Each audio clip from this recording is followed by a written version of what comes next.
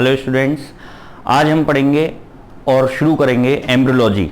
जी हाँ, एम्ब्रियोलॉजी जो कि बहुत ही इंटरेस्टिंग और बहुत क्यूरियोसिटी वाला टॉपिक है। बच्चों के माइंड में एक क्यूरियोसिटी रहती है और बहुत इंटरेस्टिंग है ये चीज़ कि कैसे 9th मंथ तक गेस्टेशन पीरियड ह्यूमन फीमेल्स के अंदर कंप्लीट करता है, कैसे एक जाइगोट, एक सेल कैसे पूरे इंडिविजुअल में कन्वर्ट होता है।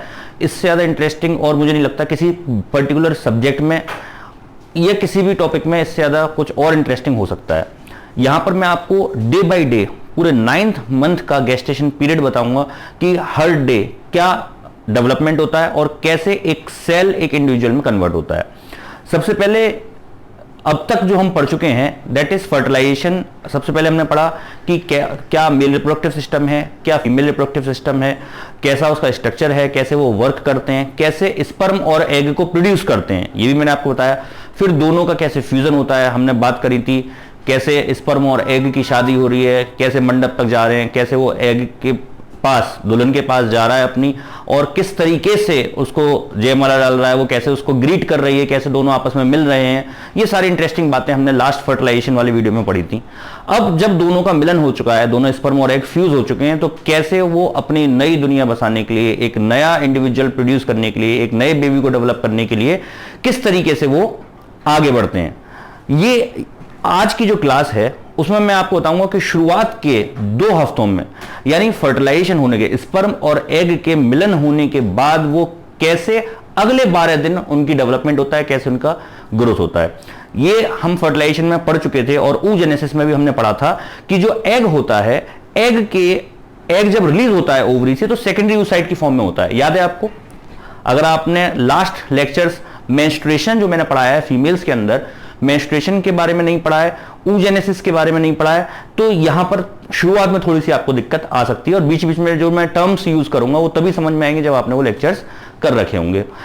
देखिए बेटा, oogenesis के दौरान आपको बताया गया था कि जब एग रिलीज होता है तो सेकेंडरी oocyte के फॉर्म में होता है, और कौन सा किस स्टेज में होता है, माइटोटिक सेकेंड पर वो स्टॉप रहता है। जब स्पर्म उसको मिलता है उसके बाद ही वो उसमें फ्यूज करता है। बड़ा ही इंटरेस्टिंग है ये सफर। शुरुआत करते हैं, सबसे पहले मैं वहीं से शुरुआत करूंगा, बैक चलते हैं कि कैसे ओवरीज के अंदर से एग रिलीज हो रहा था। आपको अगर याद हो तो यहां पर मेंस्ट्रुअल साइकिल या ओवरियन साइकिल ये मैंने आपके लिए बना रखा है आपका टाइम सेव करने के लिए।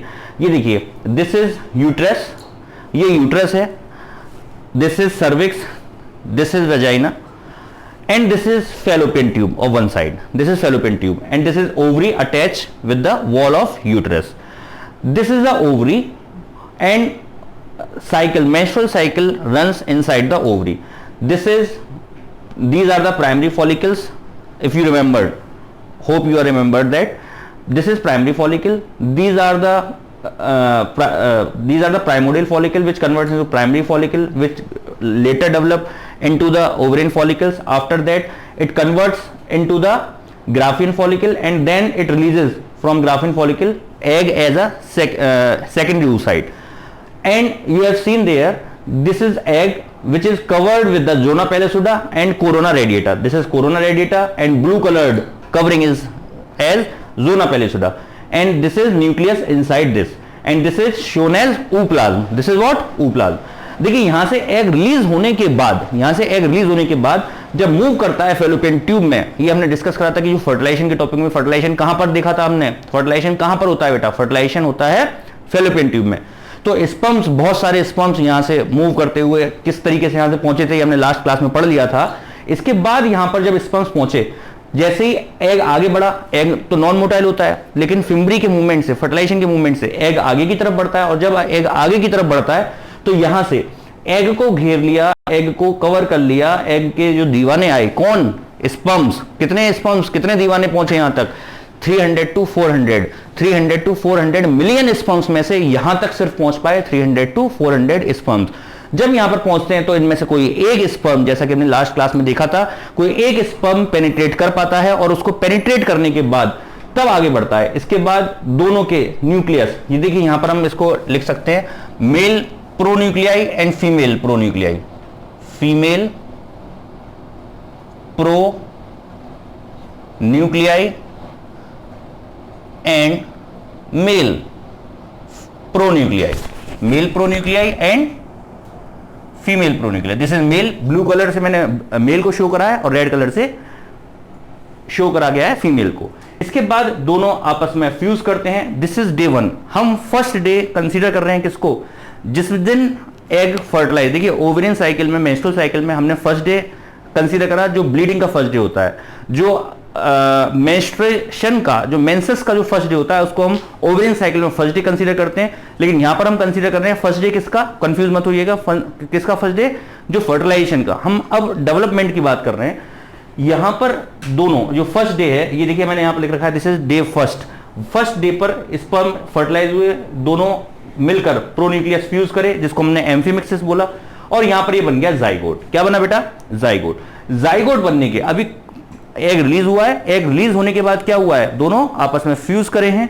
फ्यूज करने के बाद जैसे ही फ्यूज करेंगे उसके 30 आवर्स बाद, 30 घंटे बाद, पहले दिन 30 घंटे बाद फर्टिलाइजेशन के पहला क्लीवेज होगा। नया टर्म आपको सुनने को मिला, क्लीवेज। What is cleavage?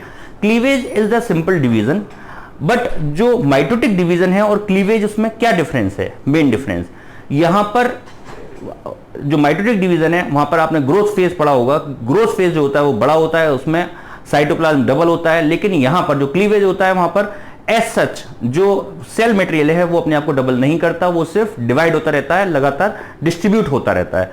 तो यहां पर एक जो सेल था वो 30 डेज बाद दो सेल्स में, दो अलग अलग डिविजन्स में, पहला डिवीजन हुआ तो दो सेल बने। तो जो दो सेल बने वहां पर माइटोटिक में बोलते थे डॉटर सेल्स, यहां पर हम बोलेंगे ब्लास्टोमियर्स। क्या बोलेंगे बेटा? ब्लास्टोमियर्स। बेटा कोई प्रॉब्लम तो नहीं है इस बात को समझने में? यहां तक मेरे ख्याल से कोई प्रॉब्लम नहीं आई कि फर्टिलाइजेशन हुआ, फर्टिलाइजेशन के बाद यहां पर क्या हुआ, ये पर्टिकुलर फर्स्ट डिवीजन हुआ 30 आवर्स बाद, और ये किसमें कन्वर्ट हुए, दो ब्लास्टोमियर्स में। पहला डिवीजन 30 आवर्स बाद, किसके 30 आवर्स बाद, फर्टिलाइजेशन के 30 आवर्स बाद, और उसके 40 आवर्स बाद, फर्टिलाइजेशन के 40 आवर्स बाद, यानी पहले डिवीजन के 10 घंटे बाद दूसरा डिवीजन होता है, और 2 सेल्ड स्टेज जो है वो 4 सेल्ड स्टेज में कन्वर्ट होती है। देखिए ये जो 2 सेल्ड स्टेज है ये किसमें कन्वर्ट हुई, 4 सेल्ड स्टेज में। 4 सेल्ड स्टेज में कन्वर्ट होने के बाद यहां पर अब ये इसके बाद थर्ड डे, जैसे थर्ड डे स्टार्ट होगा, यहां पर इसके बाद यहां पर बेटा थर्ड डिवीजन होगा, थर्ड क्लीवेज होगा, और ये 8 सेल्ड स्टेज में कन्वर्ट होगा। किसमें कन्वर्ट होगा, 8 सेल्ड स्टेज में कन्वर्ट होगा यहां पर। और सेल्स इस तरीके से अरेंज हो जाते हैं यहां पर। अब थोड़ा सा बिल्कुल आपको बेटा ध्यान देने की जरूरत है, जो सेल्स यहां पर कन्वर्ट हो रहे हैं, जो अरेंज कर रहे हैं अपने आप को, वो इस तरीके से, अगर मान लीजिए हमें 8-10 लोगों को इकट्ठा होना है एक सर्किल में, अगर इकट्ठा होना है तो ऐसा तो है नहीं कि उसमें पर्टिकुलर सब एक लाइन में खड़े हो जाएंगे। अगर गोला बना के खड़े होना है तो कुछ लोग अंदर होंगे, कुछ लोग बाहर होंगे, कुछ लोग अंदर होंगे और कुछ लोग बाहर होंगे। इस तरीके से 8 सेल स्टेज यहां पर थर्ड डे में हो गई। इसके बाद आगे नेक्स्ट डिवीजन होगा थर्ड डे के लास्ट में, और ये कन्वर्ट हो जाएगा। गौर करने वाली बात यह है कि ये अभी भी किस स्टेज, कहां पर है, ये फैलोपियन ट्यूब में ही है। जी हां, कहां पर है बेटा, ये फैलोपियन ट्यूब में है अब भी। और इसके बाद ये कन्वर्ट हो जाएगा बेटा 16 सेल्ड स्टेज में। किसमें कन्वर्ट हो जाएगा, 16 सेल्ड स्टेज में। कुछ बुक्स में दिया हुआ है कि 16 सेल्ड स्टेज में यूट्रस में एंटर करता है, कुछ में दिया हुआ है कि फैलोपियन ट्यूब में रहता है। ध्यान रखिएगा 16 सेल्ड स्टेज जो है, जो 16 सेल जब बन जाते हैं जाइगोट, अब हम इसको एम्ब्रियो बोलेंगे। ये एम्ब्रियो तो डेवलप हो रहा है, जाइगोट से एम्ब्रियो में कन्वर्ट हो रहा है। जब नंबर ऑफ सेल्स इंक्रीज हो गए तो ये एम्ब्रियो में कन्वर्ट हो रहा है। तो जो एम्ब्रियो हो रहा है 16 सेल्ड का, ये इस स्टेज में थर्ड डे के एंड में, जब थर्ड डे खत्म होने वाला होगा तो लगभग ये उस टाइम पर 8 to 16 सेल स्टेज में कन्वर्ट रहता है, और ये मलबरी शेप का, शहतूत मलबरी शेप का स्ट्रक्चर फॉर्म कर लेता है। उसको हम बोलते हैं मोरूला। इस स्टेज में देखिए यहां पर क्या बोल रहे हैं हम इसको, मोरूला। इस तरीके से मोरूला बना देता है। 16 सेल्ड स्टेज है, और 16 सेल्ड स्टेज में ये यूट्रस में जाकर डूबता है। अब डूबेगा तो बेटा किसी सॉलिड स्ट्रक्चर में तो डूबेगा नहीं, इसका मतलब यूट्रस के अंदर एक फ्लूइड प्रेजेंट होता है जिसको हम बोलते हैं यूट्राइन फ्लूइड। यूट्राइन फ्लूइड में जाकर ये क्या होता है बेटा, अंदर उसमें डूब जाता है। यहां पर देखिए एक गौर करने वाली बात यह है कि ये जो 16 सेल्ड स्टेज है, 16 सेल्ड स्टेज में कुछ सेल्स बाहर की तरफ अरेंज हो जाते हैं और कुछ सेल्स अंदर की तरफ अरेंज हो जाते हैं। जो अंदर की तरफ अरेंज होते हैं, 16 सेल स्टेज की मैं बात कर रहा हूं, जो 16 सेल स्टेज जब अंदर की तरफ अरेंज होते हैं तो ये अंदर को एक ग्रुप बना लेते हैं। अब सुनिए, जब लोग इकट्ठे होते हैं, जब कोई मैच हो रहा होता है, आपने देखा होगा कि जो कुछ खिलाड़ी होते हैं, एक क्रिकेट मैच आपने देखा है, जब भी क्रिकेट मैच होता है, जब क्रिकेट मैच में क्या होता है कि ये पर्टिकुलर एक जैसे मैच में आपने देखा क्रिकेट मैच है, और क्रिकेट मैच में खिलाड़ी जब भी कोई विकेट ले लेता है या जब कोई जश्न मनाना होता है, कोई प्लानिंग करनी होती है, तो सब एक दूसरे के गले में हाथ डाल के इस तरीके से यूं प्लानिंग करते हैं। यहां पर इतना बड़ा मैच है, बड़ा मैच मतलब एक नए यंग वन को गिव राइज करना है, एक नए यंग वन का प्रोडक्शन करना है, एक नए पर्सन की उत्पत्ति होनी है, तो वहां पर ये लोग प्लानिंग कर रहे हैं। क्या प्लानिंग कर रहे हैं कि भाई किसको क्या रोल प्ले करना है। अब जो सेल्स डिवाइड होने आ रहे हैं कि अब हमारी बढ़ोतरी होती आ रही है, अब इसमें क्या हमें एक काम डिसाइड करना है, यानी प्लानिंग कर रहे हैं अपने काम के डिस्ट्रीब्यूशन की। तो यहां पर अंदर के जो सेल्स होते हैं, देखिए टोटल जो सेल्स हैं वो नंबर ऑफ सेल्स हैं 16, इसको हम बोल रहे हैं मोरूला। देखिए 1 2 3 4 5 6 7 8 9 10 11 12 13 14 15 16, ये 16 सेल हैं। अब जो 16 सेल हैं, इसको जो अंदर के जो सेल्स हैं, अंदर के सेल्स आपस में इकट्ठे होते हैं और बिल्कुल एक दूसरे से टाइटली पैक्ड हो जाते हैं। इस प्रोसेस को बोलते हैं कंपैक्शन। क्या बोलते हैं? प्रोसेस ऑफ कंपैक्शन, जिसमें अंदर के सेल्स मोरूला के, अभी तक क्या हुआ, पहले 2 सेल स्टेज, फिर 4 सेल स्टेज, फिर 8 सेल स्टेज, फिर 16 सेल स्टेज। जो डिवाइड हो रहे हैं उसको हम क्लीवेज बोल रहे हैं। जब 16 सेल हो जाते हैं तो बाहर के जो सेल्स होते हैं वो अलग रहते हैं और अंदर के सेल्स कंप्रेस हो जाते हैं। अभी तक बस इतनी बात करी हमने। जब कंप्रेस हो जाते हैं, वो क्यों कंप्रेस होते हैं, किस लिए, मैंने आपको बताया, एक दूसरे से बात करते हैं। कैसे बात करते हैं? सेल कैसे बात करते हैं? मोबाइल फोन से नहीं। कैसे बात करते हैं? देखिए, ये जो सेल का कॉम्पैक्शन है, इधर मैं बताता हूं, देखिए जरा, ये एक सेल है और ये दूसरा सेल है। ये इनके बीच में, दो सेल्स के बीच में, यहां पर इन दोनों सेल्स के बीच में इलेक्ट्रिकल गैप्स होते हैं। जो इलेक्ट्रिकल सिग्नल से इधर इलेक्ट्रिकल सिग्नल्स जाते हैं, जिसकी वजह से ये अपने कम्युनिकेशन करते हैं, यानी जो मटेरियल इधर भेजना होता है या इधर भेजना होता है, कि किस तरीके से कम्युनिकेट करते हैं। जैसे आपने नर्वस सिस्टम में पढ़ा होगा कि इलेक्ट्रिकल सिग्नल्स की फॉर्म में जाते हैं, ऐसे इलेक्ट्रिकल आयंस का एक्सचेंज होता है, और जो गैप्स होते हैं उनको बोलते हैं बेटा गैप जंक्शन। गैप जंक्शन, जिसके थ्रू ये बातें करते हैं सेल्स। समझ में आई बेटा बात? इसके बाद मैं इसको रब कर दूं, गैप जंक्शन। गैप जंक्शन के थ्रू ये सेल्स एक दूसरे में अपना कम्युनिकेशन स्थापित करते हैं, एस्टेब्लिश करते हैं। इसके बाद यहां पर जब ये सेल्स अलग अलग रोल प्ले कर लेते हैं, तो क्या डिसाइड करते हैं, क्या बातें हुई इनकी, गौर से सुनिए जरा। अगली बात, जो अंदर के सेल्स हैं भाई ये डिसाइड करते हैं कि हम तो बनाएंगे एम्ब्रियो प्रॉपर। एम्ब्रियो प्रॉपर मतलब जो बेबी जो डेवलप होने वाला है वो तो काम रहेगा हमारा, लेकिन इतनी मुश्किल की घड़ी में, इतने भाई अगर किसी चीज की फॉर्मेशन हो रही है तो उसकी प्रोटेक्शन भी तो होनी चाहिए। तो ऊपर के जो सेल्स हैं उनका रोल मिला कि भाई आप लोग क्या रोल प्ले करोगे, हमें प्रोटेक्ट करना। हम तो एम्ब्रियो बना रहे हैं, अंदर के जो सेल्स हैं, और जो बाहर के सेल्स हैं आप हमारी कवरिंग बना के रखना, प्रोटेक्ट करना, कि हमें कोई इस दौरान डिस्टर्बेंस ना हो, किसी तरह की कोई हार्म हमें ना पहुंचे। ये बात समझ में आ रही है बेटा आपको? अब यहां पर जो आउटर सेल है, आउटर सेल को बोला गया आउटर सेल मास। क्या बोला गया? Outer cell mass. और जो अंदर के सेल हैं उसको बोला गया इनर सेल मास। क्या बोला गया? Inner cell mass. अब जो आउटर कवरिंग है वो तो कवरिंग हो गई, और अंदर का जो प्रॉपर एम्ब्रियो बना रहा है उसको क्या बोल रहे हैं? Inner cell mass. जो आउटर कवरिंग है, आउटर सेल मास जिसको हम बोल रहे हैं, उसको वो एक लेयर का रूप ले लेती है, एक लेयर बना लेती है आउटर, जिसका नाम दिया गया ट्रोफोब्लास्ट। क्या नाम दिया गया बेटा? ट्रोफोब्लास्ट। ट्रोफो आपने सुना होगा ऑटोट्रॉफ, हेट्रोट्रॉफ, मिक्सोट्रॉफ। ट्रॉफिक माने ऑटोट्रॉफिक न्यूट्रिशन, ट्रॉफो माने ट्रॉफ मींस न्यूट्रिशन, यानी नरिशमेंट देने वाले। अभी प्रोटेक्ट कर रहे हैं तो नया बेबी बन रहा है बेटा, फॉर्म हो रहा है, तो उसका प्रोटेक्शन की जरूरत है या नहीं है? तो यहां पर क्या होगा, यहां पर देखिए मैंने इसको, यहां पर ये मॉरूला है, डे 4 में, 4th डे पे क्या होगा ये डिसाइड हो गया। मैंने इसको आपको समझाने के लिए दोनों तरह के जब रोल डिसाइड हो गया तो मैंने इनको अलग अलग सेल्स में यहां पर कन्वर्ट कर दिया है। अंदर ब्लू कलर के सेल्स शो कर दिए हैं और फिर यहां पर रेड कलर का आउटर कवरिंग को शो कर दिया है। अब 4th और 5th डे क्या होता है, ये जो मॉरूला है, मॉरूला यूट्राइन फ्लूइड में 4th 5th डे पर इस तरीके से फ्लोट करता रहता है। क्या करता रहता है? फ्लोट करता रहता है, घूमता रहता है इसमें यूट्राइन फ्लूइड में, और घूमते घूमते ग्रो कर रहा है। और नेक्स्ट क्लीवेज होगा, क्लीवेज जब होगा तो जो 16 सेल्ड स्टेज है, होते होते 5th डे पर कन्वर्ट हो जाता है बेटा 64 सेल्ड स्टेज में। किसमें कन्वर्ट हो जाता है? 64 सेल्ड स्टेज में। और 64 सेल्ड स्टेज को अभी तक जो मोरूला जिसको हम बोल रहे थे 16 सेल्ड स्टेज में, ध्यान रखिएगा 16 सेल्ड स्टेज में जिसको हम मोरूला बोल रहे थे वो अब कन्वर्ट होगा ब्लास्टुला में। किसमें कन्वर्ट होगा? ब्लास्टुला। ब्लास्ट किसे बोलते हैं? जब रैपिडली डिवाइड सेल्स ग्रो करते हैं, एक साथ डिवाइड करते हैं, तो यहां पर ब्लास्ट हुआ एकदम 64 सेल्ड, यहां पर देखिए 64 सेल्ड स्टेज यहां पर कन्वर्ट हो गए और इसको हम बोल रहे हैं ब्लास्टुला। देखिए फिर से एक बार रिपीट करते हैं, यहां तक 5th डे तक क्या हुआ। यहां पर सबसे पहले फर्टिलाइजेशन हुआ फर्स्ट डे। फर्टिलाइजेशन के बाद दोनों के प्रोन्यूक्लियस, मेल प्रोन्यूक्लियस और फीमेल प्रोन्यूक्लियस आपस में फ्यूज करे। उसके बाद दोनों ने जाइगोट बनाया, फिर फर्स्ट क्लीवेज हुआ 40 आवर्स बाद। ये याद रखिएगा, एनसीईआरटी में खैर ये मेंशन नहीं है कि कितने आवर्स के बाद, तो यहां से क्वेश्चन, लेकिन आपको समझाने के लिए, आपको बेसिक क्लियर करने के लिए ये चीजें जाननी जरूरी है कि कितने टाइम बाद कौन सा इवेंट हो रहा है। यहां पर ब्लास्टोमियर के बाद फिर इसके बाद नेक्स्ट डिवीजन हुआ 40 आवर्स बाद।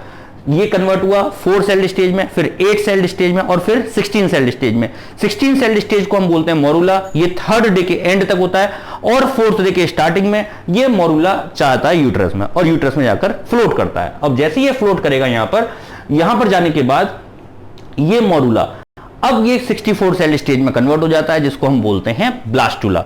मोरूला में डिसाइड हो चुका होता है, एक्चुअली थोड़ा सा और पहले भी डिसाइड हो जाता है 8 सेल स्टेज में, लेकिन यहां पर आपको ज्यादा बढ़िया समझ में आएगा इसलिए मैंने यहां पर इधर एक्सप्लेन कराया कि अंदर के सेल्स अलग रोल प्ले करते हैं और आउटर सेल्स मेम्ब्रेन फॉर्म कर लेते हैं। तो ब्लास्टुला जो बना, ब्लास्टुला 64 सेल स्टेज है। अब यहां पर क्या होगा 5th डे में? बहुत ही इंटरेस्टिंग कहानी शुरू हो रही है, प्लीज ध्यान से सुनिएगा इसको। यहां पर जो ब्लास्टुला है यूट्राइन फ्लूइड में ये सिक्रीट हुआ। यहां पर जो यूट्राइन फ्लूइड है, यूट्राइन फ्लूइड क्या होता है, धीरे धीरे क्या होता है, यहां पर यूट्राइन फ्लूइड अंदर जाना शुरू कर देता है, इसके अंदर एंट्री करना शुरू कर देता है ब्लास्टुला के अंदर। अब जब अंदर जाना शुरू करता है ब्लास्टुला के अंदर, तो उसके प्रेशर की वजह से यहां पर एक कैविटी क्रिएट हो जाती है, एक खाली जगह क्रिएट हो जाती है, जिसकी वजह से सेल्स जो हैं एक तरफ को शिफ्ट हो जाते हैं। यानी कि जो इनर सेल मास है, मैंने आपको बताया जो आउटर कवरिंग है उसको हम क्या बोल रहे हैं, this is said to be trophoblast, जिसको हमने बोला आउटर सेल मास, ट्रोफोब्लास्ट। और जो अंदर का सेल है उसको बोल रहे हैं एम्ब्रियोब्लास्ट या inner cell mass. Outer cell mass और इनर सेल मास मैंने आपको बताया था, 2 जगह कन्वर्ट हुआ। तो जो आउटर सेल मास है उसको तो हमने बोला ट्रोफोब्लास्ट, ट्रोफो मतलब न्यूट्रिशन नरिशमेंट प्रोवाइड करने वाली मेम्ब्रेन, और इनर सेल मास को बोल रहे हैं एम्ब्रियोब्लास्ट। एम्ब्रियोब्लास्ट किसे बोल रहे हैं? जो एम्ब्रियो की प्रॉपर फॉर्मेशन कर रहा है। अब यहां पर एम्ब्रियो की फॉर्मेशन हो, यहां पर ये करेगा इनर सेल मास, और यहां पर एक कैविटी क्रिएट हो जाती है। मैंने आपको बताया अंदर की तरफ यूट्राइन फ्लूइड जाने लगता है और अंदर की तरफ एक कैविटी क्रिएट हो जाती है जिसको हम बोल रहे हैं ब्लास्टोसिस्ट। क्या बोल रहे हैं बेटा? Blastocyst. What is blastocyst? Blastocyst is the fluid filled cavity inside the blastula which is created due to the invagination of the fluid, or you can say insertion of uterine fluid inside the cavity of blastula. This is blastula. अब ये 5वें दिन, यहां तक हम बेटा यहां से हमने चले first day, day 1, day 2, day 3 में क्या हुआ, डे 4 में यहां पर आया, डे 4 और 5 में ये घूमता रहा। इसके बाद डे 5 में यहां पर क्या होता है, डे 5 में अब ये अंदर एंटर कर रहा है और एक फ्लूइड फिल्ड प्रॉपर कैविटी बन चुकी है। अब इसके बाद क्या होगा सुनिए, जो डे 5 है, डे 5 के बाद अब ये जो आउटर कवरिंग है, आउटर ब्लैक कलर की जो कवरिंग बन रही है, ये क्या है? ये है एग की जोना पेलिसुडा। जोना पेलिसुडा क्या काम करती है? हमने फर्टिलाइजेशन में पढ़ा था, फर्टिलाइजेशन वाले लेक्चर में, कि जो जोना पेलिसुडा है ये एग की वो कवरिंग है जो स्पर्म को एग के अंदर एंटर करने से रोकती है। एक बार जब एक स्पर्म अंदर एंटर कर जाता है तो बाकी स्पर्म को लॉक कर देती है और अंदर नहीं आने देती, और अंदर की प्राइवेसी को मेंटेन रखती है, अंदर किसी भी और स्पर्म को एंटर नहीं होने देती, साथ साथ प्रोटेक्ट करती है, आगे मूव कर रहा है। तो ये प्रोटेक्टिव लेयर है, एक तरीके से ये प्रोटेक्टिव लेयर है। अब क्या होगा? अब टाइम आ रहा है इसको इंप्लांट होने का, इंप्लांटेशन के लिए यहां पर ये टाइम आ रहा है। ये जो इंप्लांटेशन है, इंप्लांटेशन किस तरीके से होगा? ये होगा बेटा, आपने बुक्स में पढ़ा होगा कि इंप्लांटेशन कब होता है। इंप्लांटेशन होता है 7th डे पर, ये बुक्स में दिया हुआ है। लेकिन ये जो इंप्लांटेशन है ये 7th डे पर लगभग अटैच पूरी तरीके से हो जाता है, लेकिन शुरुआत इसकी हो जाती है 6th डे पर। किस तरीके से शुरुआत होती है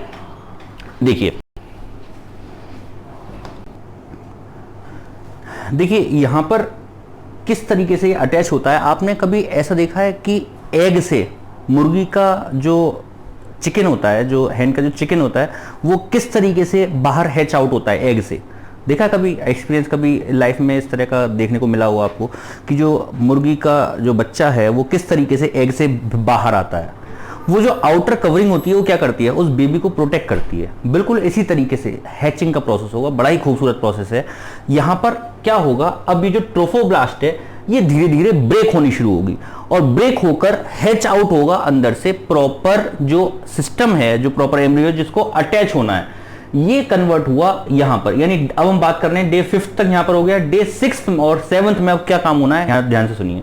डे 6 और 7 में यहाँ पर ये इससे अटैच होने की तरफ आगे बढ़ता है। सबसे पहले हैच आउट होता है, यहाँ से निकलता है और यहाँ से निकलने के बाद यहाँ पर कुछ सेल्स डेवलप होते हैं। क्या डेवलप होते हैं, कुछ सेल्स यहाँ पर डेवलप होते हैं इस जगह पर। और डेवलप होने के बाद यहाँ पर एस शेप, जैसे हुक होते हैं इस तरीके से, ऐसे जैसे यहां से ये इस तरीके से। तो ये जो हुक हैं, जब तक ये हुक इस तरीके से नहीं होंगे तो अटैच किससे होगा ये।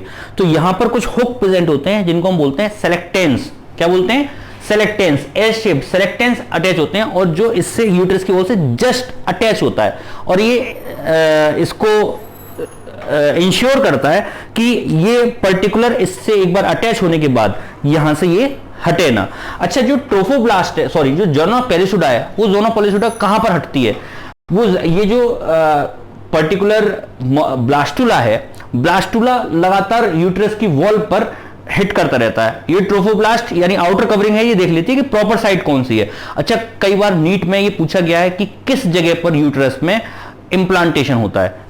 ऊपर वाला जो पार्ट है आपको मालूम है, इसको हम क्या बोलते हैं, जिन्होंने लेक्चर पढ़ रखा है पहले उनको स्ट्रक्चर मालूम है और बच्चों को पहले से पता भी होगा। ऊपर वाला जो डोम शेप पार्ट है, that is said to be fundus. क्या बोलते हैं इसको, फंडस। इसको हम बोलते हैं बेटा फंडस। और जो this is the part, outer part opening, this is said to be cervix and this part is said to be body. तो where the implantation takes place, implantation किस जगह पर होगा, इम्प्लांटेशन होता है बेटा पर्टिकुलर इस बॉडी के रीजन में, मिडिल रीजन में। तो ये यूट्रस के अंदर तो हर जगह मूव करेगा, तो जब इसको प्रॉपर साइट मिल जाएगी तब ये वहां से हैच आउट, ट्रोफोब्लास्ट जो है ब्रेक होगा धीरे धीरे। और ये यहां से, अब आपने देखा कि यहां पर ब्लैक कलर की कवरिंग थी और यहां से ब्लैक कलर की कवरिंग हट चुकी है। और यहां पर अब दो चीजें हैं, एक है ट्रोफोब्लास्ट और दूसरा है इनर सेल मास, जिसको हम बोल रहे हैं एम्ब्रियोब्लास्ट, जो एम्ब्रियो के डेवलप करेगा। और आउटर कवरिंग क्या कर रहे हैं, इसको अटैचमेंट कर रहे हैं। तो यहां पर ये एम्बेडेड होगा और जब ये एम्बेडेड होगा तो यहां पर इस टाइम जो यूट्रस है, यूट्रस में किस तरीके से रिसीव करने के लिए क्या तैयारी होगी इसकी, यूट्रस की जो वॉल है इट बिकम, ये किसकी तरह एक्ट कर रही है। अच्छा, इसको ये किस लिए अटैच हो रहा है, आप बताइए किस लिए अटैच हो रहा है। ये अटैच हो रहा है नरिशमेंट के लिए, फूड के लिए। जब बच्चा भूखा होता है, छोटा बच्चा, तो वो किसके पास जाता है, अपनी माँ के पास जाता है। और जो माँ होती है वो सबकी मदर्स कहते हैं ना बहुत स्वीट होती हैं, our mothers are very sweet, बहुत मीठी होती है हमारी माँ। तो यहां पर जो इसकी माँ है वो कौन है, यूट्रस। कौन है, यूट्रस। और माँ की तो ही बॉडी है बेटा, मदर की बॉडी तो ही है यूट्रस इस बेबी के लिए। तो जब इसे अटैच होती है then this uterus is become very rich in glycogen and starch. ये क्वेश्चन पूछा गया है कि जब इंप्लांटेशन होता है तो ये यूट्रस की वॉल है उसमें कौन सा न्यूट्रिएंट सबसे ज्यादा पाया जाता है। तो आप ध्यान रखिएगा, माँ होती है मीठी, बहुत स्वीट होती है, ग्लाइकोजन होता है उसमें, शुगर अटैच होता है, यहां पर शुगर प्रेजेंट होता है यहां पर बॉडी ऑफ यूट्रस, यूट्रस की वॉल पर, यूट्राइन एंडोमेट्रियम पर। यहां पर ध्यान रखिएगा it is rich in glycogen and sugar, this is body of uterus, uterine endometrium में यहां पर अटैच होती है। ये अब तक हमने बात करी। अच्छा, ये जो एम्बेडेड होती है, अभी हम इसको और डिटेल में बात करेंगे कि किस तरीके से अंदर तक इंसर्ट होती है। ये सिर्फ अब यूट्रस की वॉल से इटकी है, अटैच हुई है, पूरी तरीके से एम्बेडेड नहीं हुई अंदर तक, पूरी तरीके से प्लेसेंटा फॉर्म नहीं हुआ, सिर्फ वॉल अटैच हुई है, जिसको हम बोल रहे हैं प्लेसेंटेशन, यानी प्लेसेंटा का फॉर्म होना, इम्प्लांटेशन, इम्प्लांट होना। समझ में आ रही है बेटा बात। प्रॉपर इम्प्लांटेशन नहीं हुआ है, अंदर तक इंसर्ट नहीं हुई है, क्योंकि अभी तो खुद ही बच्चा है, इसकी अभी विलाइज डेवलप होंगी, इसके अंदर विलाइज डेवलप होने के यानी फिंगर लाइक स्ट्रक्चर डेवलप होंगे, वो इसमें इंसर्ट होंगे यूट्रस के अंदर। कैसे होंगे, बड़े खूबसूरत तरीके से मैं बताऊंगा। फिलहाल बस यहां पर आप याद ध्यान दीजिए कि यहां पर 7th डे में इंप्लांटेशन हुआ, यानी फर्टिलाइजेशन। एक बार हम रिव्यू करते हैं कि लास्ट 7 डेज में क्या क्या हुआ है, जल्दी से देखिए। यहां पर आपने देखा कि जिस दिन फर्टिलाइजेशन हुआ, एग रिलीज होने के बाद स्पर्म यहां पर रिलीज हुए, स्पर्म रिलीज होने के बाद यानी फर्टिलाइजेशन होने के सबसे ज्यादा चांसेस कब हैं, 14th डे पर, यानी जब मेंस्ट्रुएशन होता है, जब मेंस्ट्रुएशन का फर्स्ट डे होता है उसके 14th डे के आसपास जब एग रिलीज होगा, जब एग प्रेजेंट होगा, और उस समय जब अगर स्पर्म आएंगे तो वो फर्टिलाइज होगा और जाइगोट में कन्वर्ट होगा। यहां पर कन्वर्ट होने के बाद पहला 1 सेल यानी जाइगोट, उसके बाद 2 सेल स्टेज 30 आवर्स बाद, 40 आवर्स बाद 4 सेल स्टेज सेकंड क्लीवेज, फिर 8 सेल स्टेज थर्ड क्लीवेज, फिर 4th सेल, फिर उसके बाद 16 सेल स्टेज, और मॉरुला की फॉर्म में 4th डे पर ये एंटर करता है यूट्रस के अंदर।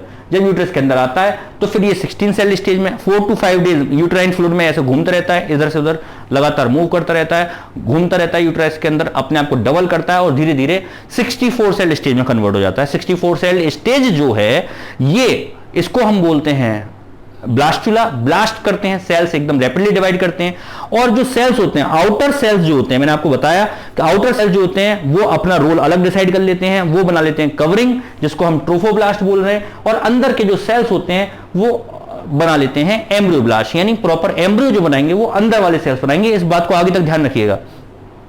अंदर एक कैविटी क्रिएट हो जाती है धीरे धीरे, क्योंकि इसके अंदर फ्लूइड जाने लगता है, फ्लूइड भरने लगता है, जो जिसकी वजह से ये एक ऊपर की तरफ खिसक जाते हैं। खिसकने के बाद यहां पर एक कैविटी बन जाती है जिसको हम बोलते हैं ब्लास्टोसिस्ट। ब्लास्टोसिस्ट के अंदर यहां पर कैविटी फ्लूइड फिल्ड रहती है। अब now this is said to be proper blastula. क्या बोलेंगे हम इसको? ब्लास्टुला।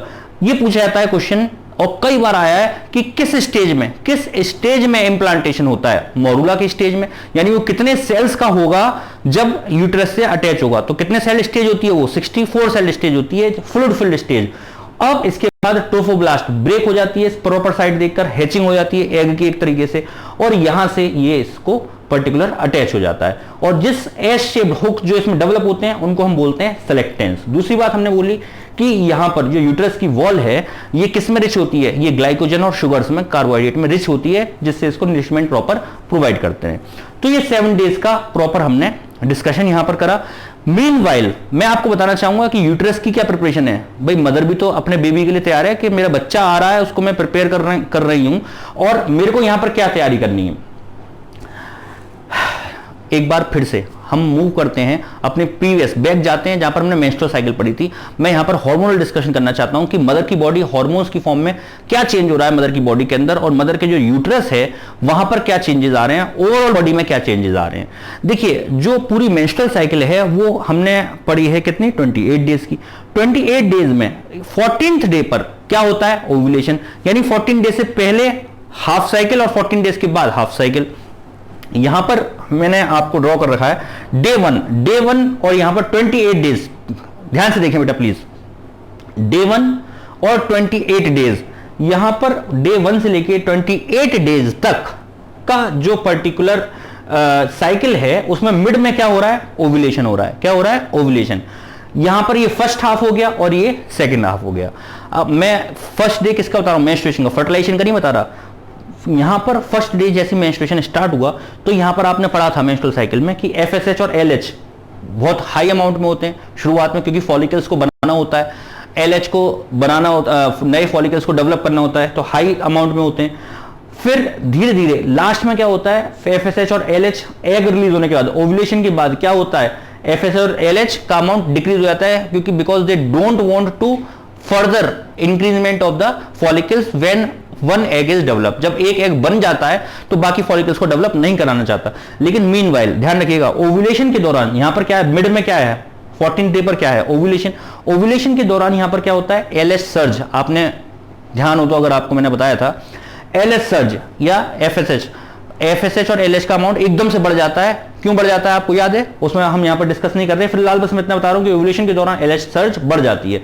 दूसरा, ओवरी जो फर्स्ट हाफ होता है वहां पर फॉलिकल तेजी से डेवलप करती हैं, और क्या होता है? Ovary is in follicular stage. Ovary किस में होती है? फॉलिकुलर स्टेज में होती है। और यहां पर सेकंड हाफ में क्या होता है? जब वो एग रिलीज हो जाता है, कार्पस ल्यूटियम डेवलप हो जाता है, एलएच बढ़ता है, तो यहां पर ovary is in luteal stage. किस स्टेज में होती है? ल्यूटियल, यानी सेकंड जो फेज है वो हम क्या बोलते हैं? ल्यूटियल स्टेज बोलते हैं, ल्यूटियल फेज बोलते हैं मेंस्ट्रुअल फेज का। यहां पर क्या होता है? Graafian follicles produce oestrogen. शुरुआत में जो एस्ट्रोजन रिलीज करते हैं, अगर आपको ध्यान हो तो मुझे उम्मीद है आपको याद होगा, ग्राफिन फॉलिकल्स एस्ट्रोजन प्रोड्यूस करते हैं। और यहां पर सेकंड हाफ में क्या होता है? एस्ट्रोजन तो होता ही है लेकिन कम अमाउंट में होता है। यहां पर एस्ट्रोजन बहुत ज्यादा होता है, यहां पर एस्ट्रोजन कंपैरेटिवली कम होता है। यहां पर क्या चीज ज्यादा होती है? प्रोजेस्टेरॉन बहुत ज्यादा होता है, क्योंकि इसको कार्पस ल्यूटियम को डेवलप करना होता है फॉर्मेशन के लिए। प्रोजेस्टेरॉन ज्यादा होता है, इसलिए इसको प्रोजेस्टेरोनिक फेज भी बोलते हैं, प्रोजेस्ट्रॉनिक फेज, सेकेंड फेज को आफ्टर ओव्यूलेशन। यहां पर प्रोलिफरेटिव फेज, यूट्रस में प्रोलिफरेट होता है, आपको ध्यान हो तो एस्ट्रोजन के इन्फ्लुएंस में जो यूट्रस की वॉल है वो प्रोलिफरेट करती है, डेवलप करती है, मोटी होती है।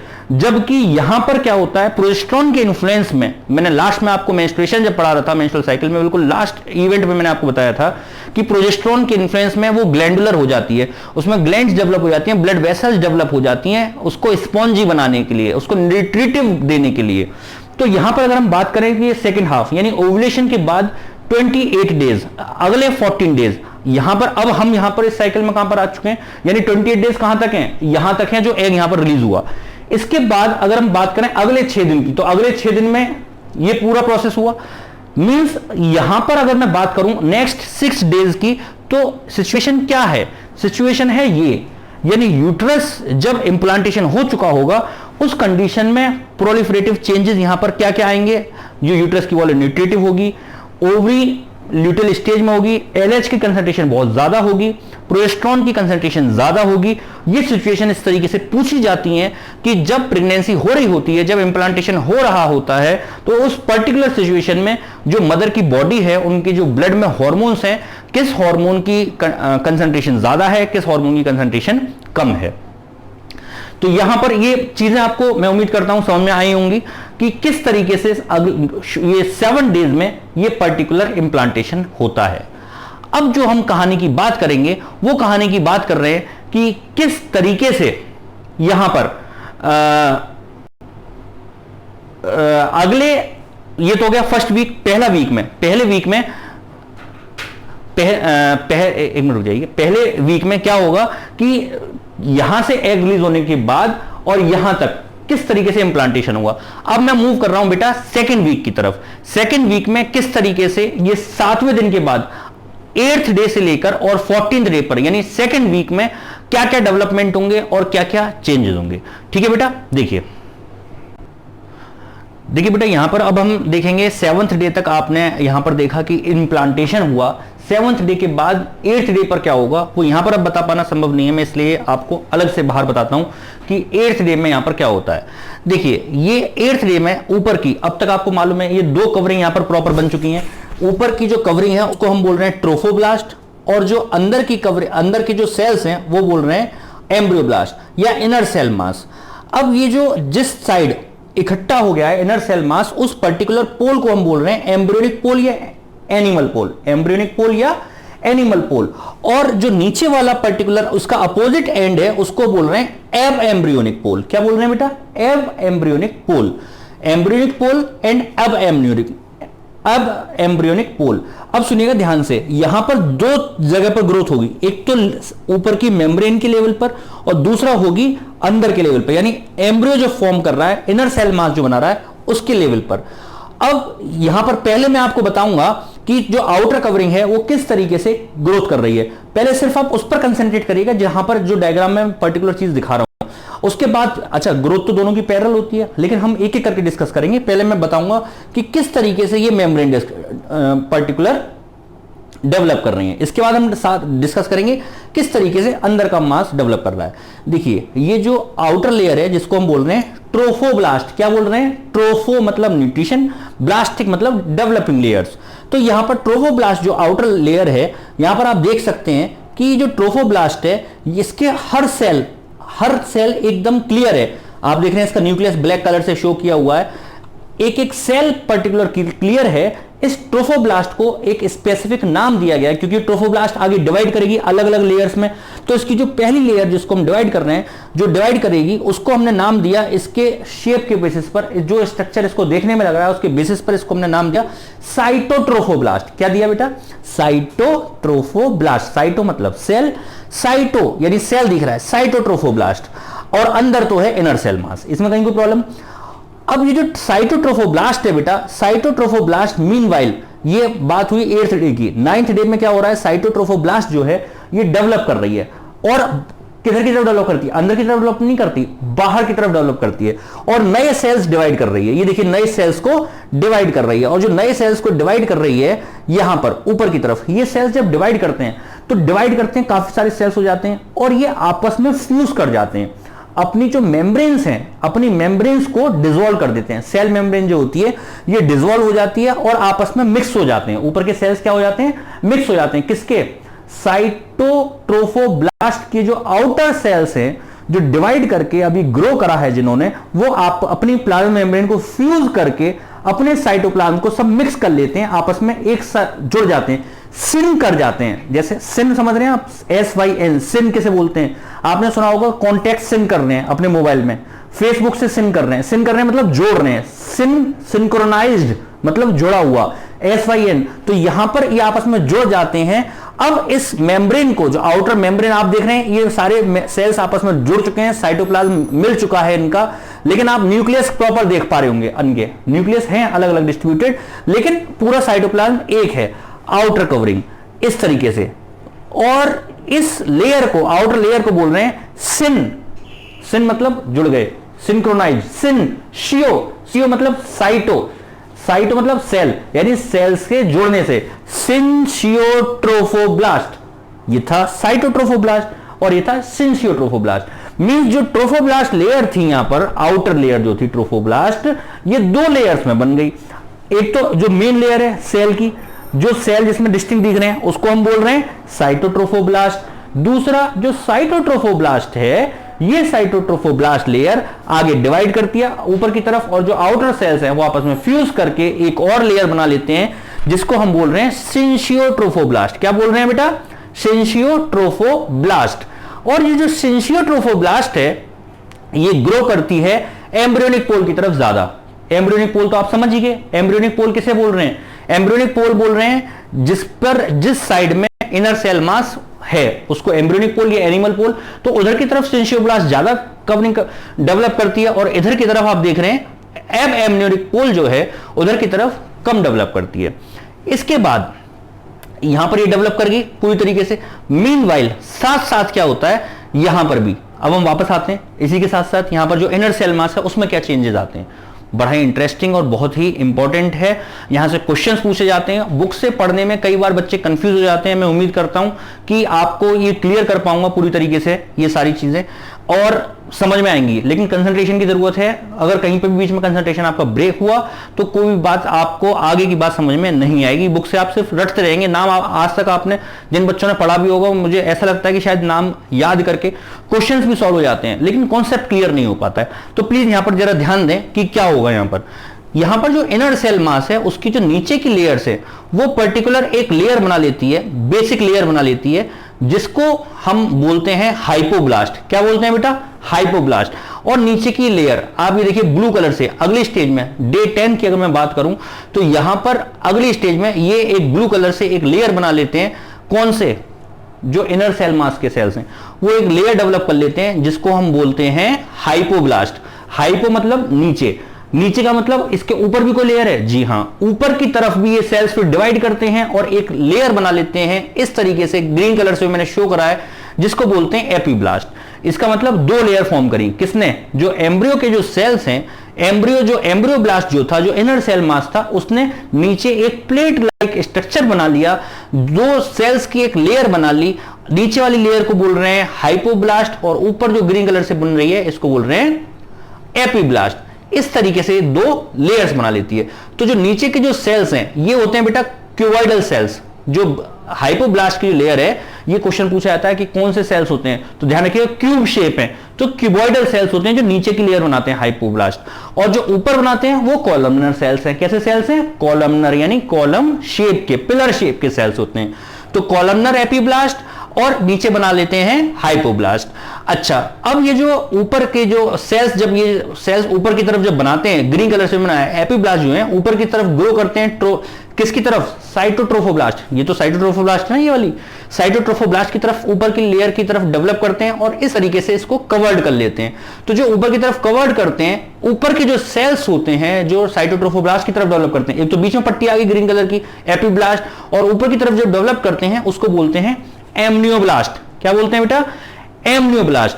और इस तरीके से ऊपर की तरफ एक कैविटी डेवलप कर लेते हैं, अपनी खुद की कैविटी डेवलप कर लेते हैं। इस कैविटी का नाम है, आप लोग जानते हैं, पहले से नाम सुन रखा है आपने, इसको हम बोलते हैं एमनियोटिक कैविटी। क्या बोलते हैं बेटा? दिस इज एमनियोटिक कैविटी, यहां पर एम्ब्रियोटिक कैविटी डेवलप हो जाती है। मीनवाइल जो हाइपोब्लास्ट है, नीचे वाली लेयर, ये भी अपने सेल्स नीचे की तरफ डेवलप करते हैं। जब नीचे की तरफ डेवलप करते हैं तो ये अपनी एक कैविटी फॉर्म करते हैं। इस कैविटी को यहां पर बोलते हैं प्राइमरी यॉर्क सैक। क्या बोलते हैं बेटा? Primary yolk sac. एक बार फिर से देखते हैं, सुनिए। मैंने आपको क्या बताया, यहां पर जो सेल्स थे डे 8 में, ऊपर के जो सेल्स थे ये इनको हम बोल रहे हैं ट्रोफोब्लास्ट, और ट्रोफोब्लास्ट जो है ये पर्टिकुलर ट्रोफोब्लास्ट, और अंदर की तरफ इनर सेल मास एम्ब्रियोब्लास्ट। यहां पर जो ट्रोफोब्लास्ट है, ये जो सेल्स, इसके सेल्स डिस्टिंक्ट होते हैं, ये दो लेयर्स में डेवलप हो जाती है। पहली एक लेयर जो है, जो सेल्स अलग अलग दिखते हैं, सेपरेट दिखते हैं, इसको बोलते हैं साइटोट्रोफोब्लास्ट। साइटो यानी सेल की, साइटोट्रोफोब्लास्ट। ये साइटोट्रोफोब्लास्ट डेवलप करती है। डेवलप करने के बाद अलग अलग सेल्स में यहां पर और लेयर्स बनाती है।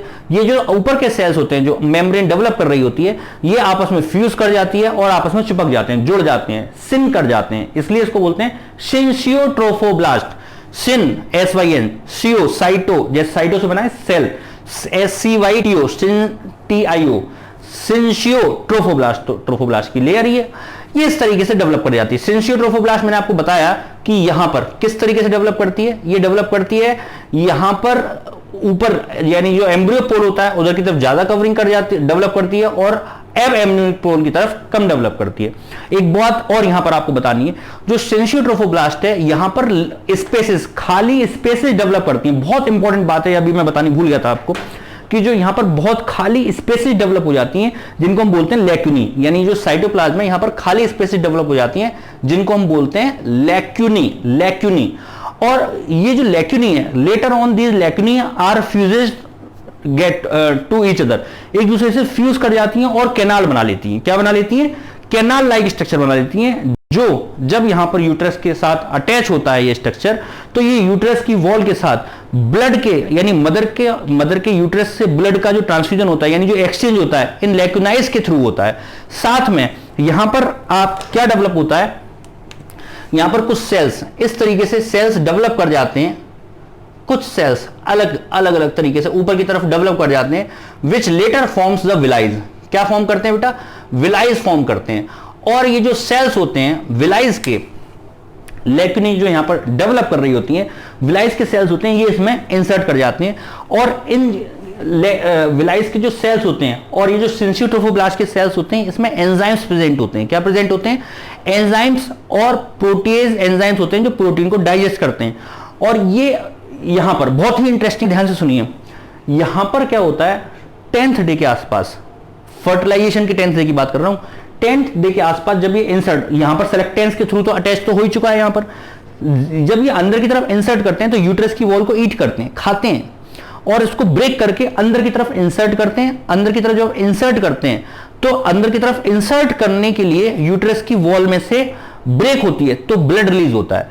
तो यहां पर क्या है, यहां से वेजाइना के थ्रू थोड़ी सी, some females feel some bleeding, females को ऐसा फील होता है कि शायद मेंसेस डिस्टर्बेंस है या क्या है, मेंसेस आ चुका है, कुछ ब्लीड, यहां पर ब्लीडिंग पर्टिकुलर थोड़ी सी ब्लीडिंग यहां पर होती है कुछ टाइम के लिए, लेकिन वो क्या है, वो जब यूट्रस के अंदर ये जो ट्रोफोब्लास्ट है, ये जब अंदर की तरफ एंटर कर रहा होता है, जब एम्ब्रियो डेवलप कर रहा होता है, अपनी विलाइस को इंसर्ट कर रहा होता है अब फूड लेने के लिए, तब यहां से there is a small sort of bleeding. लेकिन यहां पर वो क्या होता है बेटा, यूट्रस की वॉल से नरिशमेंट लेने के लिए ये इंसर्ट करती हैं। और जो कैनाल्स बनती हैं वो कहां से बनती हैं, ये लैक्यूनर कैनाल्स बनती हैं सिंशियोट्रोफोब्लास्ट में, जो स्पेसेस क्रिएट हो जाती हैं, लैक्यूनी जिसको हम बोलते हैं।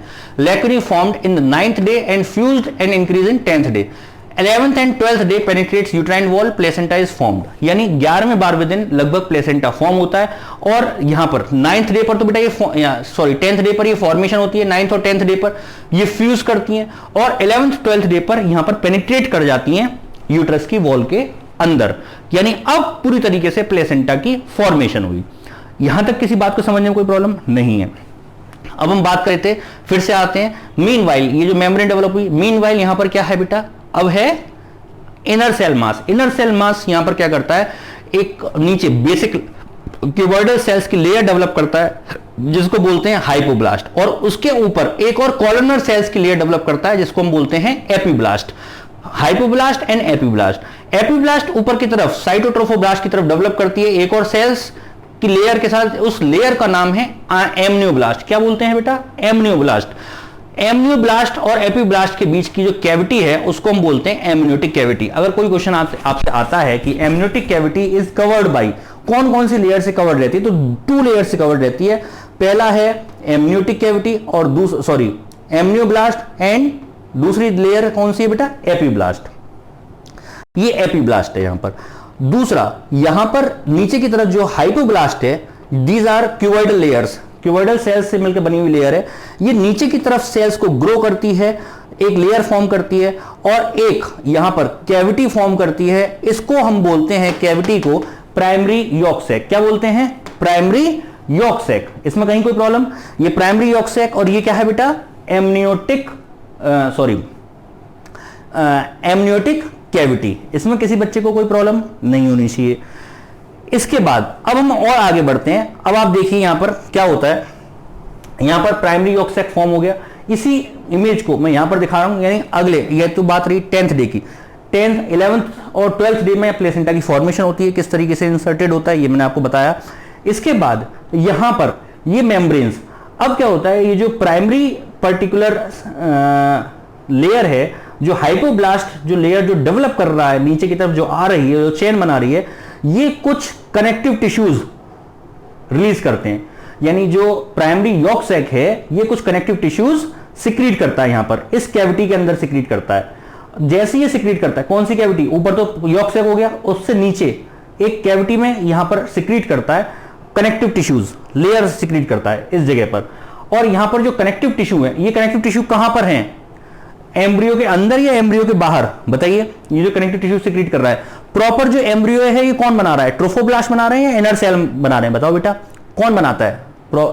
एम्ब्रियो बना रहा है, इनर सेल मास बना रहा है एम्ब्रियो को, या ट्रोफोब्लास्ट बना रहा है? इनर सेल मास बना रहा है। मींस यहां पर ये जो 2 लेयर्स हैं, ये 2 लेयर्स ही तो फॉर्म कर रही हैं।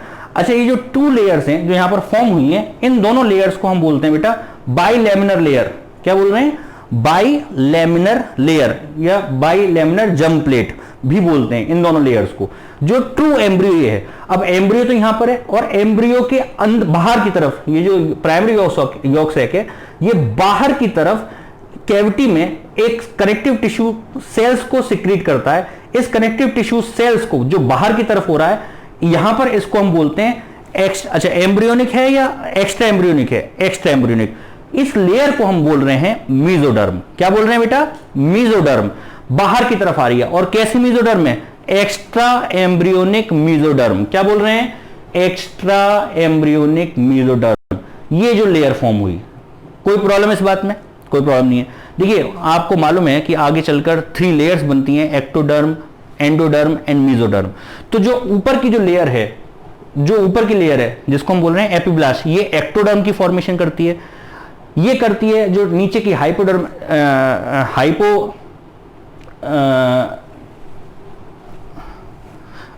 ऊपर की जो लेयर है पर्टिकुलर, इसको हम बोल रहे हैं एपिब्लास्ट, और नीचे की जो लेयर है इसको बोल रहे हैं हाइपोब्लास्ट। तो जो एपिब्लास्ट है वो फॉर्म कर रही है किसकी लेयर? एक्टोडर्म। और जो हाइपोब्लास्ट है वो फॉर्म कर रही है एंडोडर्म। और इसी से सिक्रीट्स करी हुई है जो पर्टिकुलर सिक्रीट्स कर रहे हैं कनेक्टिव टिश्यू, इसको हम क्या बोल रहे हैं बेटा? कनेक्टिव टिश्यू को मीजोडर्म। तो मीजोडर्म बाहर की तरफ आ रही है, that's why they are said to be extra embryonic mesoderm. यहां पर एक्स्ट्रा एम्ब्रियोनिक मीजोडर्म जो है, इसमें जिस तरीके से यहां पर सेंसियो ट्रोफोब्लास्ट में लैक्यूनी डेवलप हो जाती हैं, उस तरीके से यहां पर भी पर्टिकुलर लैक्यूनी डेवलप हो जाती हैं, यानी स्पेस डेवलप हो जाती है। ऐसे इस कैविटी यहां पर लैक्यूनी डेवलप हो जाती हैं। और लैक्यूनी डेवलप होने, ये बात कर रहे हैं हम डे 11 की। लैक्यूनी डेवलप हो जाती हैं किसमें? Extra embryonic mesoderm. Extra embryonic mesoderm कहां से आई? फिर से एक बार सुनिए, आप कंफ्यूज ना हो इसलिए फिर से बता रहा हूं मैं एक बार, कि यहां पर जो सेल्स हैं, नीचे जो हाइपोब्लास्ट थी, हाइपोब्लास्ट नीचे की तरफ सेल्स डेवलप करते हैं, जिसको जो एक अपनी कैविटी बनाता है, जिसको हम बोलते हैं primary yolk sac. Primary yolk sac जो है वो नीचे की तरफ, बाहर की तरफ कुछ कनेक्टिव टिश्यू को सिक्रीट करता है। इस कनेक्टिव टिश्यू को सिक्रीट करने के बाद इसको हम बोल रहे हैं क्या? इसको हम बोलते हैं कनेक्टिव टिश्यू, और इस कनेक्टिव टिश्यू को नाम दिया मेसोडर्म। और मेसोडर्म को बोल रहे हैं एक्स्ट्रा एम्ब्रियोनिक मेसोडर्म। क्यों बोल रहे हैं एक्स्ट्रा एम्ब्रियोनिक मेसोडर्म? क्योंकि ये एम्ब्रियो से बाहर है, ये एम्ब्रियो को फॉर्मेशन कर रही है और ये एम्ब्रियो से बाहर है। इसके बाद ये आपस में फ्यूज कर जाती हैं, और फ्यूज करने के बाद ये एक कैविटी क्रिएट कर लेते हैं। देखिए ये आपस में अगर फ्यूज करेगी तो एक ऐसे कैविटी क्रिएट कर लेगी, ये कैविटी क्रिएट हो गई इसके अंदर कैविटी। यहां पर देखिए, इसको मैं इस डायग्राम में यहां पर बता रहा हूं, यहां पर ये कैविटी क्रिएट हो गई इस जगह। ये जो कैविटी क्रिएट हो रही है, इस कैविटी को हम क्या नाम दे रहे हैं? इसको कैविटी को बोल, कैविटी किसकी वजह से बनी? ये बनी लैक्यूनी के फ्यूज होने की वजह से। लैक्यूनी किस में डेवलप हुई? मेसोडर्म। मेसोडर्म किसकी वजह से बनी? जो connective tissue primary yolk sac ने सेक्रेट करे बाहर की तरफ। तो यहां पर जो कैविटी क्रिएट हुई इसको बोल रहे हैं एक्स्ट्रा एम्ब्रियोनिक सीलोम। ये बहुत मशहूर टर्म है, आपने सुना होगा, एक्स्ट्रा एम्ब्रियोनिक सीलोम, जो डे 12th में होता है। एक्स्ट्रा एम्ब्रियोनिक सीलोम जो है, जो यहां पर फॉर्म हो रहा है एक्स्ट्रा एम्ब्रियोनिक सीलोम, ये एक्स्ट्रा एम्ब्रियोनिक सीलोम यहां पर फॉर्म हो जाता है, और इसकी वजह से जो एक्स्ट्रा एम्ब्रियोनिक सीलोम है यहां पर, यानी एक लेयर ऊपर की तरफ हो गई और एक लेयर नीचे की तरफ हो गई, एक लेयर ऊपर की तरफ और एक लेयर नीचे की तरफ। अच्छा, जो कनेक्टिव टिश्यू, एक बात और ध्यान रखिएगा, जो कनेक्टिव टिश्यू जो यहां पर आए, ये कनेक्टिव टिश्यू इतने ज्यादा तेजी से डेवलप होते हैं कि ये ऊपर तक फैलते चले जाते हैं। और यहां पर यानी कि जो एक लेयर थी, यहां पर जो एम्नियोब्लास्ट लेयर थी, जो ग्रीन कलर के सेल्स ने ऊपर की तरफ बनाई थी, उसके और साइटोट्रोफोब्लास्ट, यानी साइटोट्रोफोब्लास्ट जो है इसके बीच में इंसर्ट कर जाते हैं ये जो सेल्स हैं कनेक्टिव टिश्यू। यानी मेसोडर्म जो है ये पूरी ऊपर से नीचे तक इस तरीके से पूरे में घूम जाती है। और जो कैविटी क्रिएट हो रही है वो कैविटी भी पूरे में, यहां से यहां तक देखिए पूरे में कैविटी क्रिएट हो गई, यहां पर भी कैविटी क्रिएट हो गई, ऊपर भी और नीचे भी कैविटी एक क्रिएट हो गई। दिख पा रहा है आपको? समझ में आ रहा है बेटा यहां तक? मैं उम्मीद करता हूं आपको कोई कंफ्यूजन नहीं होगा। मैं एक बार फिर से रिपीट कर दूंगा, फिर से देखिए एक बार, पानी मार देखिए कि यहां पर सबसे पहले क्या हुआ, दो सेल्स डेवलप हुए, यहां पर ऊपर नीचे की तरफ हाइपोब्लास्ट, ऊपर की तरफ एपीब्लास्ट। इसमें कोई कंफ्यूजन नहीं है। जो एपीब्लास्ट है उसने ऊपर की तरफ एक लेयर बनाई जिसको हमने बोल रहे हैं एमनियोब्लास्ट, उसके बीच में कैविटी क्रिएट हुई जिसको हमने बोला एमनियोटिक कैविटी। नीचे की तरफ हाइपोब्लास्ट, हाइपोब्लास्ट ने नीचे की तरफ एक सेल्स डेवलप करे, उन सेल से कैविटी फॉर्म हुई यहां पर, जिसको नाम दिया गया, क्या बोला इसको? Primary yolk sac. क्या बोला बेटा? Primary yolk sac. तो जो नीचे की तरफ जो लेयर डेवलप हुई वो उसने आउटर साइड में कुछ कनेक्टिव टिश्यूज को सिक्रीट करा, इन कनेक्टिव टिश्यूज को बोला गया मेसोडर्म। जो कनेक्टिव टिश्यू है इसको एक्स्ट्रा एम्ब्रियोनिक इसलिए बोला गया क्योंकि ये एम्ब्रियो फॉर्म करने वाले ये टिश्यू है और इसके बाहर सिक्रीट हुआ। ये इतने ज्यादा सिक्रीट होते हैं कि ऊपर तक फिल करते चले जाते हैं, ऊपर तक भरते चले जाते हैं, और ये ऊपर की तरफ एक लेयर फॉर्म कर लेते हैं। अब यहां पर ये लेयर फॉर्म करने के बाद यहां पर ये जो एक्स्ट्रा एम्ब्रियोनिक मेसोडर्म है, यहां पर इसके अंदर एक लैक्यूनी डेवलप हो जाती है और लैक्यूनी आपस में फ्यूज कर, लैक्यूनी बोलते हैं खाली स्पेस को, और यहां पर एक कैविटी डेवलप हो जाती है। उस कैविटी को ऊपर तक ये कैविटी पूरे में क्रिएट हो जाती है और इस कैविटी को बोलते हैं एक्स्ट्रा एम्ब्रियोनिक सीलोम। क्या बोलते हैं बेटा? Extra embryonic coelom. अब यहां पर अपना दिमाग पूरा खोल कर रखिएगा और अपने दिमाग का पूरा इस्तेमाल आप करेंगे तभी चीजें समझ में आएंगी यहां पर। अब ये जो कैविटी है, कैविटी की तरफ आउटर लेयर, एक आउटर लेयर बन गई और एक इनर लेयर, यानी खाली जगह बीच में अगर हो गई तो ऊपर की तरफ एक लेयर फॉर्म हो गई और नीचे की तरफ एक लेयर फॉर्म हो गई। तो जो ऊपर की तरफ लेयर फॉर्म हो रही है उसको बोल रहे हैं, बाहर की तरफ तो थी तो एक्स्ट्रा एम्ब्रियोनिक क्यों बोल रहे हैं? क्योंकि एम्ब्रियो से बाहर है। एक्स्ट्रा एम्ब्रियोनिक इनर लेयर, अंदर की तरफ की लेयर, और ये बाहर वाली हो गई एक्स्ट्रा एम्ब्रियोनिक आउटर लेयर। ये वाली लेयर क्या हो गई? एक्स्ट्रा एम्ब्रियोनिक इनर लेयर, और नीचे वाली क्या हो गई? Extra embryonic outer layer. तो ये आउटर लेयर जो है, जो इनर लेयर है, उसको बोल रहे हैं splanchnopleuric, splanchnopleuric layer, splanchnopleuric layer, splanchnopleuric layer of extraembryonic inner layer of mesoderm. और नीचे वाली को क्या बोल रहे हैं? एक्स्ट्रा एम्ब्रियोनिक आउटर लेयर, इसको बोलते हैं बेटा सोमेटोप्ल्यूरिक। क्या बोल रहे हैं? सोमेटोप्ल्यूरा माने आपको मालूम है लंग्स की लेयर को बोल रहे हैं, लंग्स की लेयर को हम बोल रहे हैं सोमेटोप्ल्यूरिक। और आउटर को क्या, इनर वाली को क्या बोल रहे हैं? स्प्लैंक्नोप्ल्यूरिक, स्प्लैंक्नोप्ल्यूरिक या विसरल लेयर स्प्लैंक्नोप्ल्यूरिक, और आउटर वाली को बोल रहे हैं सोमेटोप्ल्यूरिक लेयर। तो दो लेयर इस तरीके से यहां पर फॉर्म होती हैं। यहां ये हुआ बेटा डे 12 की बात। डे 12 में ये सारी कहानी यहां तक होती है। यहां तक बताइए बेटा कोई प्रॉब्लम किसी बच्चे को नहीं है? अब देखिए आगे की तरफ हम मूव करते हैं। देखिए यहां पर जो प्राइमरी यॉर्क सैक है, ये primary yolk sac, primary yolk sac की जो ये लेयर है ये यहां से ऊपर से यानी जो हाइपोब्लास्ट है ये एक लेयर और डेवलप कर लेती है, यहां पर एक लेयर, यानी यहां से एक सेल ने डेवलप करी, ये प्राइमरी यॉर्क सैक तो था ही, इसी कैविटी के अंदर एक और सेल की लेयर यहां पर डेवलप हो गई और यहां पर इस प्राइमरी यॉर्क सैक को अब बोल रहे हैं सेकेंडरी यॉर्क सैक। क्या बोल रहे हैं? Secondary yolk sac.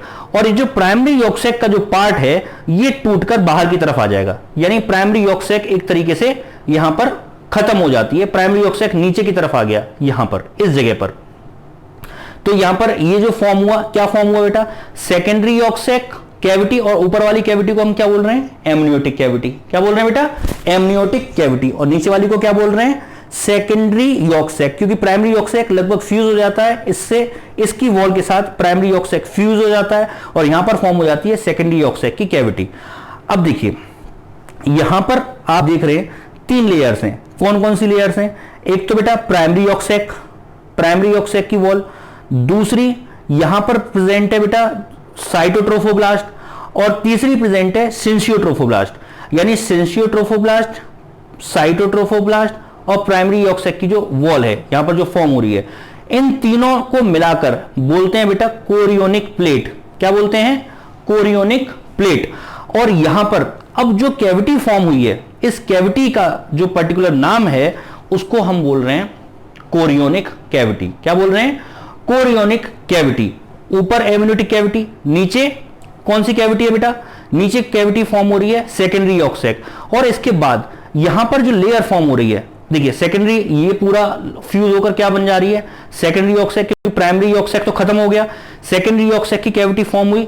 अब ये जो प्लेट है, इस प्लेट के ऊपर की तरफ एक कैविटी है और एक कैविटी नीचे की तरफ है। एक बार देखिए फिर से समझाता हूं मैं आपको।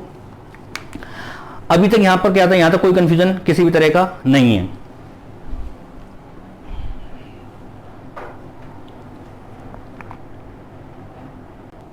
देखिए आपको कंफ्यूजन ना हो, एक बार फिर से मैं इसको रिपीट करता हूं। यहां पर आपने क्या देखा? ये जो नीचे वाली हाइपोब्लास्ट है, यहां पर प्राइमरी यॉर्क सैक था, यहां पर प्राइमरी यॉर्क सैक फॉर्म हो रहा था, ऊपर वाली कैविटी को एमनियोटिक कैविटी, नीचे वाली कैविटी को primary yolk sac. Primary yolk sac, यहां पर प्राइमरी यॉर्क सैक ने एक और अपनी लेयर डेवलप करी, एक और लेयर डेवलप करी, उस एक और लेयर को यहां पर एक और लेयर डेवलप करी, उस एक यहां पर अब इसको बोल रहे हैं सेकेंडरी यॉर्क सैक। क्या बोल रहे हैं? Secondary yolk sac. यहां तक कोई कंफ्यूजन नहीं है। सेकेंडरी यॉर्क सैक डेवलप करने के बाद ये यहां पर सेकेंडरी यॉर्क सैक, ऊपर हो गया एमनियोटिक कैविटी, नीचे हो गई, नीचे की जो कैविटी है सेकेंडरी यॉर्क सैक। अब ये जो प्राइमरी यॉर्क सैक की वॉल है, प्राइमरी यॉर्क सैक की वॉल और सेकेंडरी यॉर्क सैक की वॉल आपस में फ्यूज कर गई।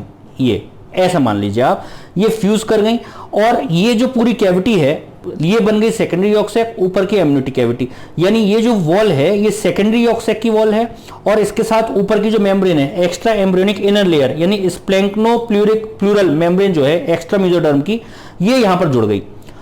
नीचे की तरफ यहां पर यानी ऊपर की जो लेयर है वो ये आ गई, ये सेकेंडरी यॉर्क सैक की वॉल, सेकेंडरी यॉर्क सैक और ऊपर एमनियोटिक कैविटी। और नीचे जो है, नीचे जो लेयर थी, कौन सी लेयर? एक्स्ट्रा एम्ब्रियोनिक मेसोडर्म की लेयर है, बीच में कैविटी डेवलप हो गई थी। एक्स्ट्रा एम्ब्रियोनिक मेसोडर्म की जो लेयर है इसको हमने बोला सोमेटोप्लूरिक मेम्ब्रेन। सोमेटोप्लूरिक मेम्ब्रेन इसके साथ फ्यूज कर जाती है, किसके साथ? साइटोट्रोफोब्लास्ट के साथ। और बाहर क्या है? सिंसियोट्रोफोब्लास्ट। यानी 3 लेयर्स हैं। कौन कौन सी? 1 2 3। पहली कौन सी है? Extra embryonic mesodermal सोमेटोप्लूरिक membrane. नाम याद हुआ? Extra embryonic mesodermal सोमेटोप्लूरिक membrane. ये मेम्ब्रेन नंबर 1। नंबर 2 कौन सी मेम्ब्रेन है? नंबर 2 है बेटा साइटोट्रोफोब्लास्ट एंड नंबर 3 मेम्ब्रेन है सिंसियोट्रोफोब्लास्ट। ये तीनों फ्यूज करके ये बनाती हैं कोरियोनिक प्लेट। ये कोरियोनिक प्लेट यानी ये तीनों मिलकर एक लेयर बना ली, ये तीनों ने मिलकर एक लेयर यहां पर फॉर्म करी आउटर की तरफ, ये आउटर की तरफ एक लेयर फॉर्म हो गई, ये आउटर। और यहां पर दूसरी प्राइमरी और सेकेंडरी यॉर्क सैक की जो वॉल थी वो दोनों फ्यूज करके उन्होंने एक लेयर बना ली, ये वाली। इसमें कहीं कोई प्रॉब्लम? ये लेयर ऊपर से नीचे तक यहां पर फॉर्म हो जाती है। ये जो कैविटी यहां पर क्रिएट हो रही है, ये कैविटी पूरे में क्रिएट हो जाती है ऊपर से नीचे तक, इस तरीके से ये पूरे में कैविटी क्रिएट हो गई। ये जो कैविटी क्रिएट हुई, इस कैविटी को हम बोल रहे हैं कोरियोनिक कैविटी। क्या बोल रहे हैं बेटा? Chorionic cavity. और यहां पर अब ये देखिए बीच में ये प्लेट हो गई जिसको हम बोल रहे हैं बाइलेमिनर प्लेट। ये जो प्लेट है ऊपर एपिब्लास्ट नीचे हाइपोब्लास्ट, और इसके ऊपर एक बैलून शेप स्ट्रक्चर। ये आप ऐसे मान लीजिए जैसे एक बैलून, एक बेबी, ये बेबी यही तो फॉर्म हो रहा। बेबी यू नो ना, बेबी लाइक्स बैलून, जो बच्चे को तो बैलून पसंद होते हैं। एक ऊपर बैलून एम्ब्रियोनिक कैविटी, एक नीचे बैलून जिसको हम बोल रहे हैं सेकेंडरी यॉर्क सैक, और एक कैविटी जो इसकी फॉर्म हुई, यानी नीचे की जो 3 लेयर्स मिलकर एक कैविटी, एक लेयर फॉर्म हुई रेड कलर की, जो मैंने यहां पर आउटर बना दी की तरफ हो गई। तो इसके और इसके बीच में जो आउटर कैविटी है इसको हम क्या बोल रहे हैं, कोरियोनिक कैविटी। और अंदर की तरफ 2 कैविटी फॉर्म हुई कोरियोनिक कैविटी की, आउटर एम्नियोटिक कैविटी, और यहां पर कौन सी कैविटी बेटा, सेकेंडरी यॉर्क सैक।